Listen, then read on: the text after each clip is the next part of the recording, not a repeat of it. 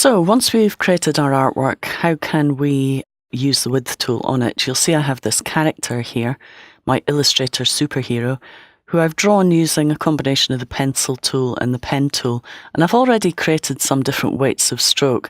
If we open up the Layers panel, and if you want to follow along, you can open up Width Tool Artwork Start AI from the Shapes folder. And if you open up the layer here, you'll see that I have separated elements into face, arm, hair, body, etc. And what I tend to do is I'll maybe take the arm group and maybe give that a slightly heavier weight of line because it's more near the front of my character. I start to create a variety of weights using that, but it's still a very even weight of line. So what I tend to do is go in and I'm going to open up my layers and I'm just going to lock everything except for the arm. And then I'm going to go in and start adjusting the width of these strokes. Now, if I try and use my variable width tool, you'll notice that even though I have multiple strokes selected, I can still go in and adjust the strokes one at a time. Now, if I open up my navigator, what we're going to do is just zoom in a little bit. So I'm using the arrow keys to go in increments of 10, and that allows me just to get into a little bit more detail here. So let's just increase that a little bit more. Okay, I can also use Command plus and minus on the keyboard to do that. Okay, so what I'm going to do is move it across here and then pull it down at the beginning, so we're tapering it off. I don't want it to taper the same amount on each side though, so I'm just going to create a new width profile here. So we're getting it moving to a fat end quite quickly here and then tapering it off more slowly here. Now if I want to be absolutely sure of the measurements, what I can do is come in here and just type in measurements. So I double click one of the width points and I can enter precise measurements. So I could go to maybe a value of 2 at the ends and a value of 4 in the middle. Now you can also adjust adjoining width points as well, and that will adjust them in perspective as well. So that's really handy.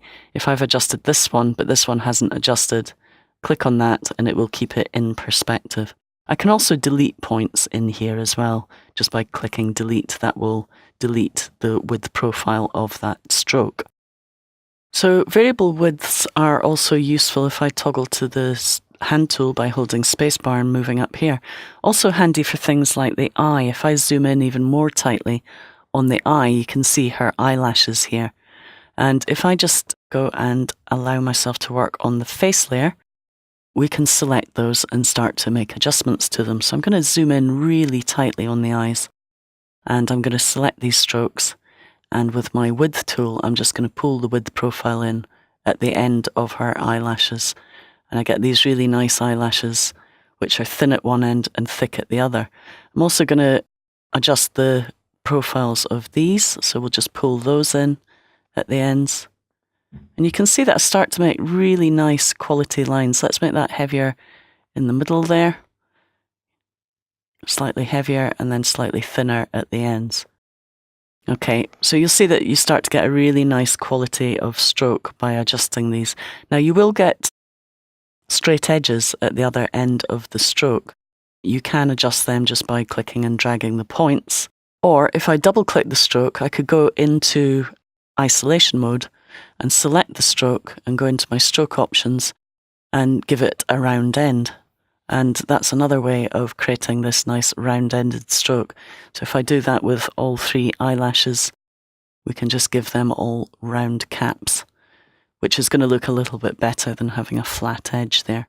Same happens if we go back out, and I'll open my navigator again, zoom out a little bit, and move that down to the Basque region. Sorry, that's a bit of a pun there.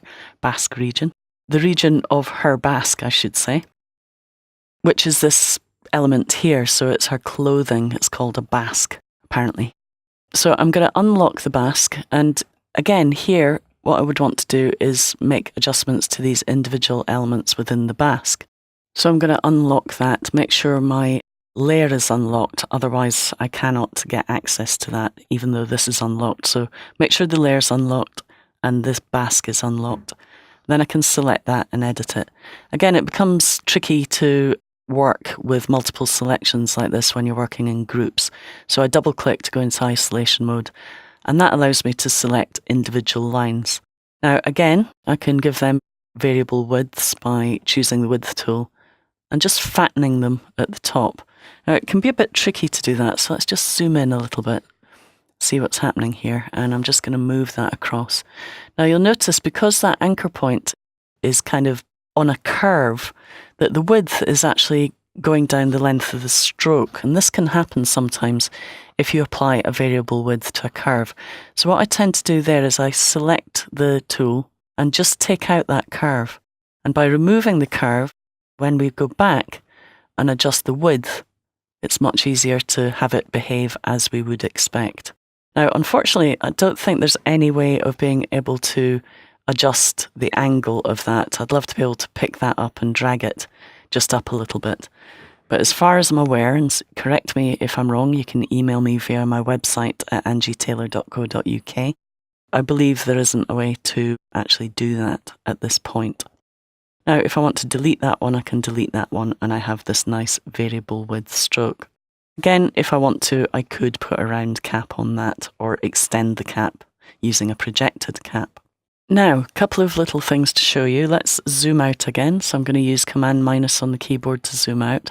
And we're going to have a look at this area here of the boot. And you'll notice that I have some lines here I want to extend. I only want to extend them in one direction, so let's just come out of isolation mode. So I'm going to exit isolation mode. And this time, we'll have a look at these lines down here. If I want to make this thicker at one end and thinner at the other, I don't really want to extend the width on both sides. And if I just use the width tool as it is, let me just unlock that so we can actually work on it. So I'm going to select it by holding down the Command key. Let's zoom in on it so we can see it a little bit more clearly. Now, first of all, there's an angle there again. You can see that handle creating a curve.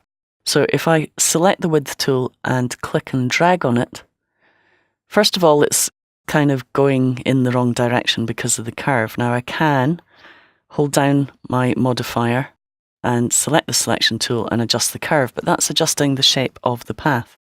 Now, I've also got a round end on that, and we'll talk about that a little bit later, but let's undo. And instead, what I can do is I can hold down the Alt key, and now when I adjust the width, it only adjusts the width on this direction. So I'm not extending it outside the shape that I already have.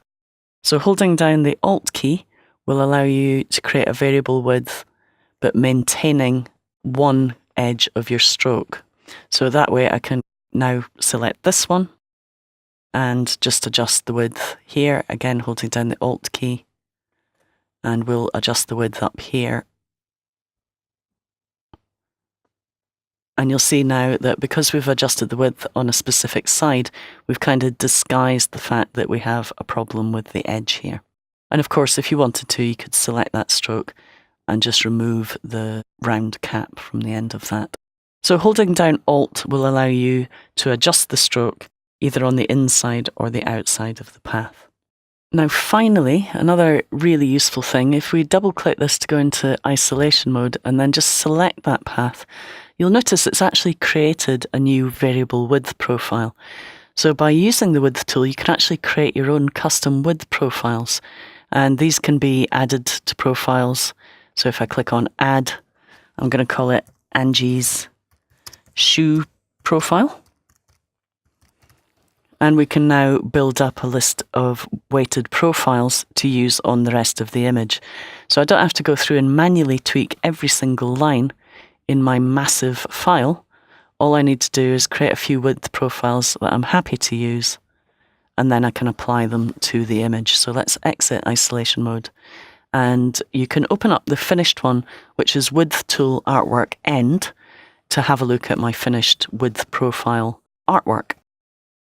And here we have the finished artwork. And if we open up the navigator and let's just zoom in a little bit, you can see that how adding these variable line widths to existing strokes really changes the quality of the drawing.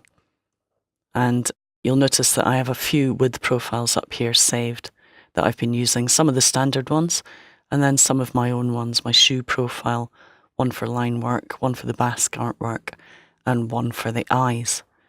Now, incidentally, with the eyes, you want one to go in that direction for one eye and one to go in that direction for the other eye. And that allows you to create tapers moving in different directions. I've also added round caps to the end of the eyebrows.